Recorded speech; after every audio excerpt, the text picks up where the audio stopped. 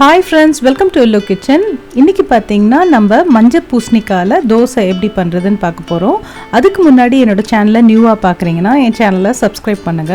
அதே மாதிரி கீழ ஒரு பெல் ஐகான் இருக்கும். அந்த பெல் ஐகானை கிளிக் பண்ணீங்கன்னா நான் ரெகுலரா போஸ்ட் பண்ற வீடியோஸ் உங்களுக்கு நோட்டிஃபிகேஷனுக்கு வரும். அதே மாதிரி என்னோட வீடியோக்கு லைக் கொடுங்க. இப்போ இதோட பெனிஃபிட் என்ன அப்படின்றத பார்ப்போம். இது பாத்தீங்கன்னா இதுல it is good for weight loss, it is good for your eyesight, it is good for your skin. It is good for the heart. It is rich in vitamin A. It has low calories. It prevents cancer. இப்போ பார்த்தீங்கன்னா இந்த recipe இப்போ எப்படி செய்யலான்றதை நம்ம பார்ப்போம். இதுக்கு தேவை வந்து பார்த்தீங்கன்னா நான் வந்து மஞ்சள் பூசணிக்காய் எடுத்திருக்கேன். இது வந்து பார்த்தீங்கன்னா மஞ்சள் பூசணிக்காவை இந்த மாதிரி நான் வந்து தோல் சீவி இந்த மாதிரி நான் வந்து சீவி எடுத்திருக்கேன். இந்த கொட்டையெல்லாம் எடுத்துகிட்டு தான் இந்த மாதிரி சீவி ஒரு கப் அளவு நான் எடுத்து வச்சுருக்கேன். இந்த மாதிரி பார்த்தீங்கன்னா நான் வந்து தேங்காய் சீவுற இதில் வந்து சீவி எடுத்து வச்சுருக்கேன். இப்போ ஃபஸ்ட்டு வந்து பார்த்திங்கன்னா ஒரு பேனில் ஒரு டேபிள் ஸ்பூன் ஆயில் எடுத்திருக்கேன். கடுகு வந்து ஒரு ½ டீஸ்பூன், சீரகம் வந்து ஒரு ½ டீஸ்பூன், இஞ்சி வந்து கொஞ்சோடு தேவைக்கேற்ற மாதிரி ஃபியூ ஆட் பண்ணியிருக்கேன். அப்புறம் பச்சை மிளகாய் வந்து ஒரு 2 நம்பர் சின்னதாக சாப் பண்ணியிருக்கேன். இதை கொஞ்சம் லோ ஃப்ளேமில் வச்சு நீங்கள் இதை ஃப்ரை பண்ணிவிடுங்க. இது லோலையும் ஹைலையும் தான் நம்ம மாற்றி மாற்றி குக் பண்ணுவோம். இப்போ இது வந்து நல்லா வதங்கின அப்புறம் நீங்கள் வந்து இதில் ஆனியன் ஒரு நம்பர் வந்து சின்னதாக சாப் பண்ணதை இதை ஆட் பண்ணிக்கோங்க. இப்போ இதை வந்து நல்லா வதக்கிடணும். இது கூட வந்து பார்த்திங்கன்னா பாசிப்பருப்பு வந்து ஒரு டேபிள் ஸ்பூன் ஆட் பண்ணியிருக்கேன். இதை நல்லா வதக்கிடணும். இப்போ இதை நல்லா வதங்கின அப்புறம் பெருங்காயம் வந்து ஒரு 4 பிஞ்ச் அளவுக்கு நான் இதை ஆட் பண்ணியிருக்கேன். இதையும் நல்லா வதக்கிடுங்க.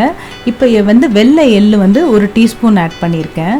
இதையும் நல்லா வதக்கிட்டு கருவேப்பிலை வந்து ஃபியூ ஆட் பண்ணியிருக்கேன். அப்புறம் அதே மாதிரி கொத்தமல்லி வந்து ஃபியூ ஆட் பண்ணியிருக்கேன். தேங்காய் வந்து 2 டேபிள் ஸ்பூன் ஆட் பண்ணியிருக்கேன் இதோட.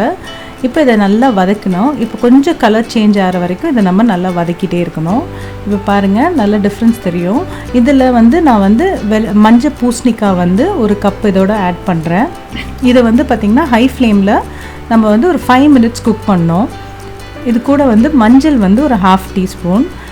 இப்போ இதை நல்லா வதக்கின அப்புறம் இதை ஆஃப் பண்ணிடலாம். இப்போ வந்து தோசை மாவு வந்து 1½ கப் நான் எடுத்திருக்கேன்.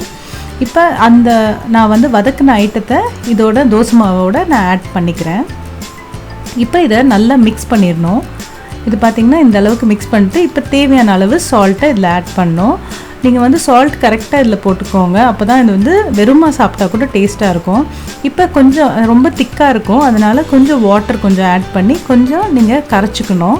ஏன்னா நம்ம தோசையாக ஊற்றுறனால கொஞ்சம் நம்ம வந்து அந்த தோசை மாவு பதத்துக்கு கரைச்சிட்டு உப்பு மட்டும் டேஸ்ட் பார்த்துக்கோங்க.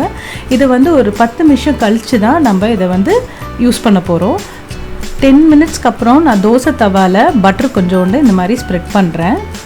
பட்டர் இல்லை கீ இல்லை ஆயில் நீங்கள் எதுனாலும் யூஸ் பண்ணலாம். இப்போ இதை வந்து மெலிசாக கொஞ்சம் தோசை மாவு மாதிரி நம்ம இது மாதிரி சுட்டுக்கணும். ரொம்ப தின்னாக வராது, கொஞ்சம் திக்காக இருக்கும். இதை வந்து ஹை ஃப்ளேமில் ஒரு 2 மினிட்ஸ் நம்ம குக் பண்ணோம். சைடில் கொஞ்சம் பட்டர் ஆட் பண்ணிக்கோங்க. பட்டர் வேண்டாம் அப்படின்னா நீங்கள் ஆயிலும் யூஸ் பண்ணலாம், இல்லைனா கீ கூட யூஸ் பண்ணலாம். பட்டர் போடும்போது ஒரு டேஸ்ட் நல்லா இருக்கும். அதுக்காக தான் நான் வந்து பட்டர் ஆட் பண்ணுறேன். இது வந்து நல்லா 2 சைடாக இந்த மாதிரி நல்லா குக் பண்ணிடணும். இப்போ பாருங்கள் இது ரெடி ஆகிடுச்சு. இந்த டிஷ் வந்து நல்லா ஹாட்டாக நீங்கள் சர்வ் பண்ணுங்கள். இது கூட வந்து சைட் டிஷ் வந்து பார்த்திங்கன்னா தேங்காய் சட்னி இல்லை கார சட்னி இல்லை சாம்பார் இல்லை நான் வெஜிடேரியன் கிரேவிஸ் எதுனாலும் நீங்கள் இதோட ஆட் பண்ணலாம். இது ரொம்ப டேஸ்ட்டாக இருக்கும். இதை கண்டிப்பாக ட்ரை பண்ணி பாருங்கள். உங்களுக்கு என்னோடய எல்லோ கிச்சன் சேனல் பிடிச்சிருந்தா லைக் பண்ணுங்கள், ஷேர் பண்ணுங்கள், சப்ஸ்கிரைப் பண்ணுங்கள். மறக்காமல் கீழே இருக்க பெல் ஐக்கானை கிளிக் பண்ணுங்கள். தேங்க்யூ.